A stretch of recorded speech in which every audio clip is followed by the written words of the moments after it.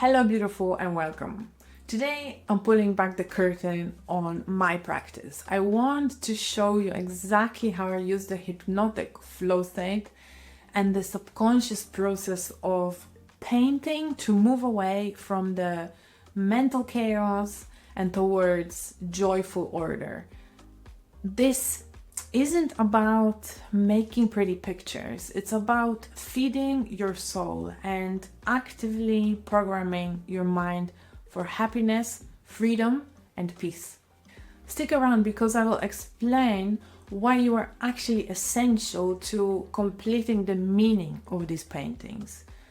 If you have moments or entire episodes or years even, when you feel like your life is just a swirling landscape of chaos, past traumas, bad times, divorces, menopause, the words you wish you could forget, I feel you. We all carry these invisible layers, this inner turmoil that we rarely share with the world.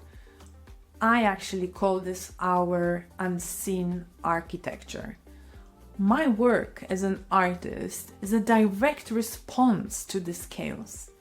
But more than just being an artist, my training as a hypnotherapy and art therapy practitioner has actually given me a unique toolbox to tackle my own issues through creation.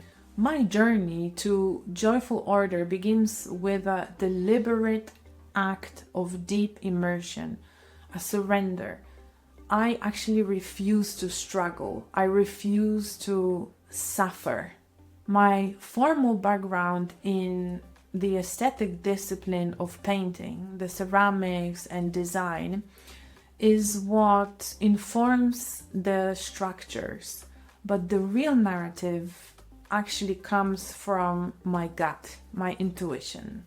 When I step towards the canvas, when I start creating, I'm consciously letting go of the self-critical thoughts and just allowing the process to happen. It's all about the process, to be honest. This is the key. I think of the canvas as this vital space, the space where I collect all different feelings, the anxieties, the hopes, the memories, and give them shape. Those hours where pure creativity takes over completely, that's the hypnotic flow, where you forget that the world even exists, and it's the best feeling ever. It's an active form of self-therapy. Now, when I look at the results of hours of painting, and I ask myself, what are these intricate structural forms? What are those weird things that appear on my canvases? They feel to me like internal portraits. They are not traditional portraits per se, but they are deep, honest, inner portraits of our complicated selves. My intuition tells me that these elements are my personal search for clarity. They are pictures of my subconscious mind working hard to organize the mess and to gather peace. The beauty of the process is the validation that it offers. When you look at these layers, the bold structures, the hidden colors lurking from beneath the upper layers, this is when you are seeing the honest journey through change, through evolution. I'm transforming the unseen and felt into a very vibrant and ordered, and to me, very beautiful reality. That's the core of my mind at work. The hypnotic flow that guides my brush is like an accessible resource for everyone. A path to emotional release and the satisfying feeling of bringing your internal life into an external. But this is the most important philosophical part of my work. And these paintings are not just finished statements, they are meant to actually be mirrors. Think about Eastern art, like classic Eastern poetry, where a whole piece can actually be just a few words.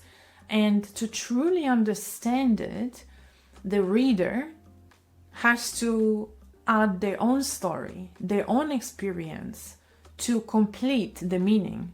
The viewer or the reader has to apply themselves and see themselves in it. So my painting, I feel like, work the same way. They are waiting for you to apply your own narrative.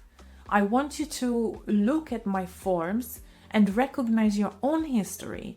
I want you to see your beauty, your hidden layers, your dark moments, and the elements of your own inner chaos reflected there, and what comes out of it. You don't show these layers to the world, but when you intently shine a light onto unseen architecture of yourself, you find your own. When you do that, you are actively participating in the transformative power of art. So how can you apply this to your own life? My journey proves that the simple desire to understand, change, and evolve, and the commitment to bring that desire into a physical, beautiful form is the path to freedom. And to enter the hypnotic, creative flow, you don't need to be an expert. To access your own flow state, you just need to lower the stakes. Don't try to make a masterpiece.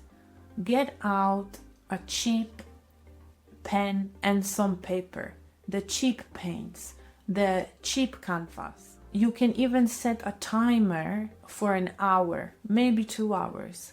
Put on some instrumental music without words and simply tell yourself, I am going to make lines, shapes, mix colors without any judgment. Remove the pressure to be good and the flow will follow. The goal is the same. Surrender to the flow. Organize the chaos and make the invisible visible. Create. This kind of painting practice is my dedication to the power of the subconscious. It's how I stay happy and free. It's how I validate the beautiful, messy, complicated people that we are.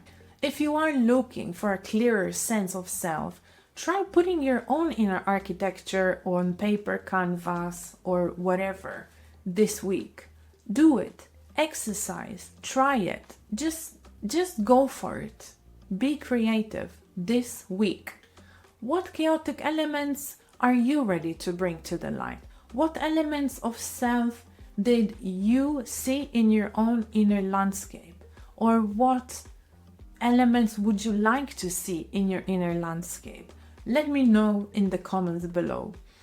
If this video helped you in any way, if it helped you think differently about art, healing, please hit the like button, subscribe for more conversations on creativity, mental health, and the subconscious mind. And I will see you next time.